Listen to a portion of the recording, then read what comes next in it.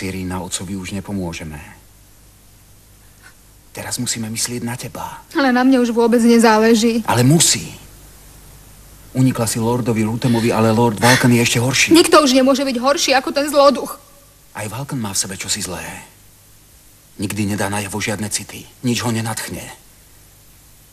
Voči ženám, ktoré ho milujú, je chladný. A takých je veľa. Lutem zneužil otcovú slabosť. Zabudni teraz na Rutema. Cyrina, počúvaj. Je jedna možnosť, ako uniknúť lordovi Vulcanovi. Aká? Vydáš sa za mňa. A nie teraz, kým nie je neskoro. A nech urobí čokoľvek. Zobrať si ťa už nemôže. Nikolaj, si veľmi láskavý. Ale viem, že ľúbiš mladú vdovu po lordovi Nortonovi. Izabelu Gillinghamovú. Nemôžem od teba žiadať takú obeť. My dvaja by sme neboli šťastní. Nemáš inú možnosť. Ale čo by nie? Stejvarliovci vždy splatili svoje dlhy a nikdy z Babelo nezdúbkali. Ani ja sa nevzdám a preto sa vydám hoci aj za samého diabla. Justin, miláčik. Dúfam, že sa neoženíš s dievčaťom, ktoré si vyhral v stávke. Alebo ťa láka tých 80 000? Moja drahá Izabel, na peniaze som vôbec nepomyslel. Vlastne, pokým mi to nepripomenul tvoj brat, drahý lord Gillingham, úplne by som na to zabudol. Úplne zabudol? Justin, ty si blázon. Ja by som osedlal koňa a šiel by som si ju hneď na druhý deň pozrieť. Ale nehovor. Aspoň zo zvedavosti. Aký je dom a najmä to dievča. Veď už prešlo 10 dní, čo si ju vyhral od Rutema. Čo povieš? Poďme tam hneď teraz. Teraz? A všetci. Stejvarliovské sídlo je len naskok z Londýna. Výborný nápad, Barley. Kto tam bude prvý? O 1000 guinei. Dobre, aspoň bude zábava. No to určite. Čo ak sa z toho dievčaťa vykluje plešatá obluda s drevenou nohou a z domu ruina? Aj ty chceš ísť? Nie, alebo pôjdem. Samozrejme, ak ma vezmete.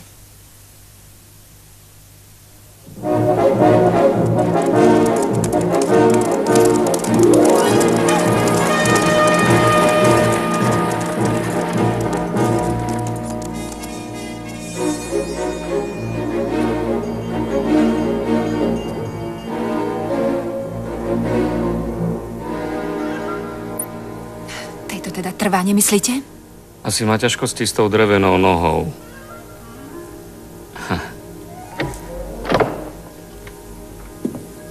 Povedzte svojej pani, že s ňou chce hovoriť lord Vulcan.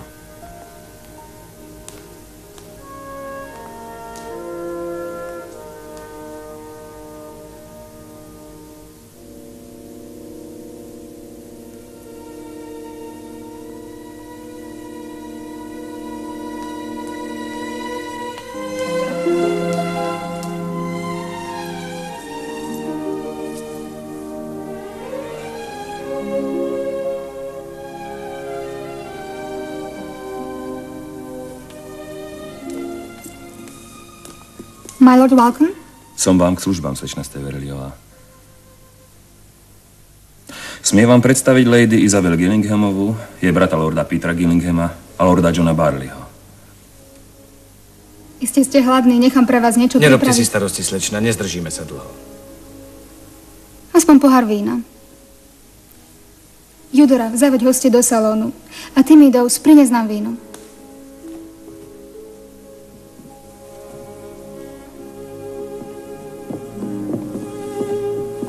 Slečna Stejvarliová, asi by sme sa mali porozprávať. Nenazdal som sa, že ste taká mladá. Som oneskorené dieťa. Moja matka pri pôrode zomrela. To celú vec podstatne mení. Prečo? Tak poprvé, Nemôžete ostať žiť v tomto dome. Pretože už patrí mne a ľudia by si mysleli, že ste moja. Ako mi je známe, tak to miesto vo vašom živote už zaberá tanečnica La Flamme. Pripravila som vám zoznam nájomníkov a tých, ktorí dostávali dôchodok od môjho otca. Prevezmete tieto záväzky? Samozrejme. Mám aj zoznam hospodárskych zvierat. Obávam sa však, že účty celkom nesedia. Môj správca majetku to dá do poriadku, kým sa dom predá. Predá? Samozrejme. Veď vy tu už žiť nemôžete. A mne je na nič. Asi máte pravdu. S tým som nerátala. Ešte zostávate vy. Čo mám robiť s vami, slečna Steveliová? Som vo vašich rukách, sir. Musím platiť otcové dlhy. A ja ich kvôli svojej povesti nemôžem zrušiť. Keďže už niečo o vašej povesti viem, plne to chápem. Zdá sa mi, že najlepšie pre nás bude, ak nejaký čas pobudnete u mojej matky v Mendrejku, v našom rodinnom sídle. Môžem si so sebou vziať slúžku a psa? Isteže. Pošlem ich dopredu, aby vám váš príchod trocha uľahčili. Ďakujem. Je to dlhá cesta. Poskytnem vám preto môj najpohodlnejší koč. Ste veľmi láskaví. Napíšem matke, aby vás očakávala. Ja prídem neskôr. Kým sa nenájde nejaké riešenie, slečna Steverliová, ostaňme ako sme. Dvoma cudzincami, ktorých dala dokopy náhoda.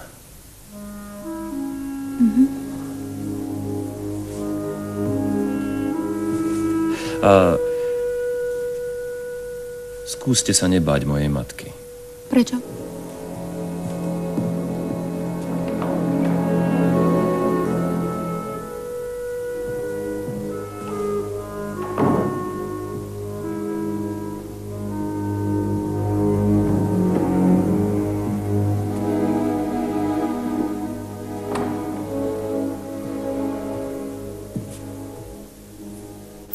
Slečna Sirína.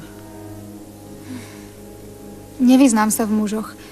Viem všetko, čo sa o ňom hovorí, ale doteraz na mňa nejaký muž tak nezapôsobil.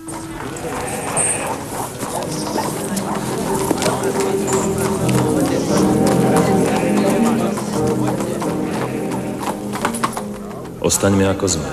Dvoma cudzincami, ktorých dala dokopy náhoda.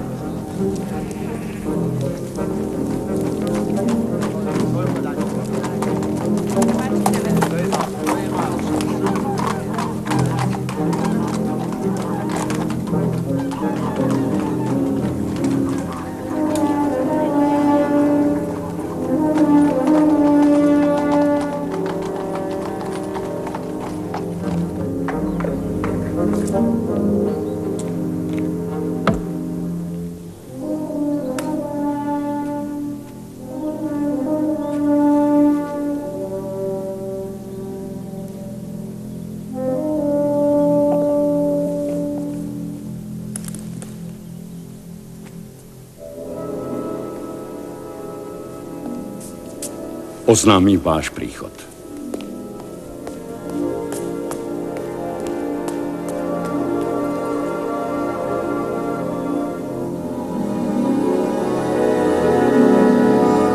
Zmiznite!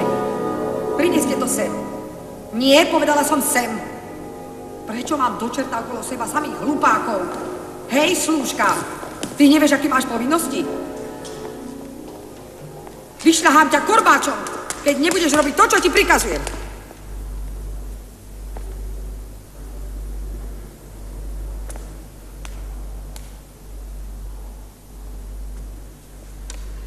Písali mi, že ste snúbenica môjho syna. Kto ste?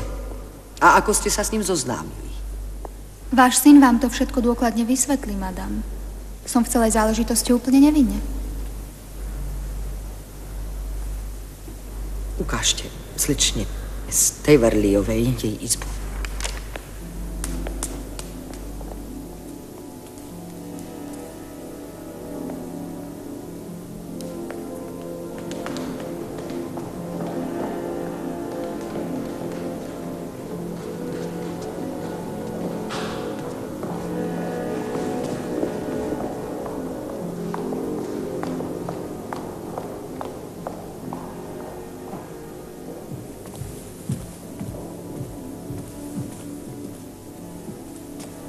Vaša izba?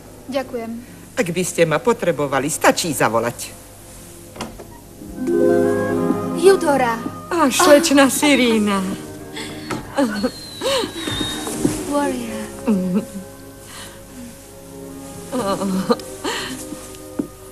Madame vás ubytovala v najstaršej, najvlhkejšej časti domu. Dala som vám zohriať posteľ, ale stále je vlhká. No hlavne, že sme zase všetci spolu, nie?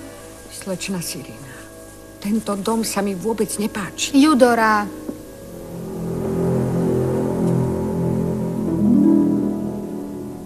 Slečna Sirína, viete, že som vždy vytušila, kde sa skrýva zlo. Judora, začínaš už byť precitlivelá. Dobre, viem, že panej domu tu určite prekážam. Ale je tu niečo zlé. Cítim to. Pánov sluha mi povedal, že v dome straší. Ja tomu verím. No strašia tu nie len mŕtvi, ale aj živí. Judora, prestaň, s tým vedia sa nebojí. Tento pôjde do stajne. Na noc áno, ale cez deň zostáva zväčša pri mne. Tak sme boli zvyknutí. Môžeš odísť.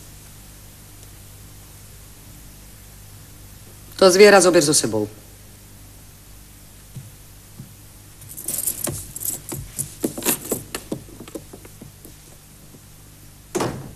Cítite sa tu dobre? Ďakujem, áno. Syn mi v liste píše, že dostanete 80 000 guineí. Až keď sa vydám, madam. Dovtedy sú v trezore. Nie je to veľký majetok, bývajú aj väčšie. Ale aj tak. Ste si istá, že bez sobáša ich nezískate? Celkom istá. Za môjho syna sa nevydáte. To je vylúčené. On sa nikdy neožení. Viem to. 80 000. Nie je to veľmi veľa. Guinei vravíte? Tak mi povedali. Ale na pokrytie vašich potrieb by to stačilo, keby ste ich získali nejako inak. Obávam sa, že nemá zmysel o tom hovoriť. Viem, to sú delikátne veci. Ale nič netreba vopred zavrhovať. Niečo by sa možno dalo urobiť. Madam?